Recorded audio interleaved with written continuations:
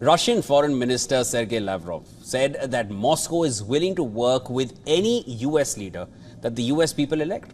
Absolutely. He said that during former U.S. President Donald Trump's administration, there was still dialogue underway despite serious U.S. sanctions on Moscow.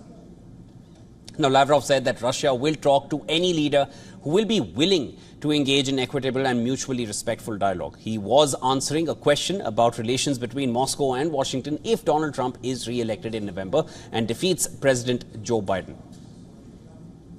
Responding to WION's correspondent Susan Teherani, Lavrov welcomed the stance on Ukraine of Republican Vice Presidential candidate J.D. Vance. Take a listen. My question is somewhat a follow-up to Pam's about Senator J.D. Vance's recent comments, not only about him criticizing aid to Ukraine, but he also called for negotiated peace in Ukraine, and he's been a critic of the Biden administration's overall policy when it comes to the Russia-Ukraine conflict. I'd like to get your views on his recent comments about aid to Ukraine, and also what would final borders look like in a negotiated settlement agreed by Moscow should, for example, Senator Vance's suggestions move forward? Thank you.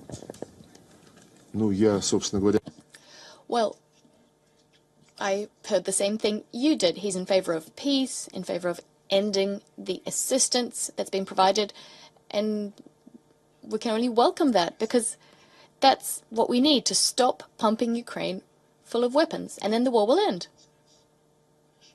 And then we can look for solutions. But, of course, we're talking about solutions which take into account the reality of the situation on the ground.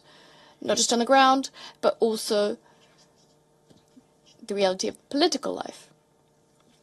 This includes the fact that after, Boris Johnson, in April of 2022, with the support of the US, he basically torpedoed the peace agreements.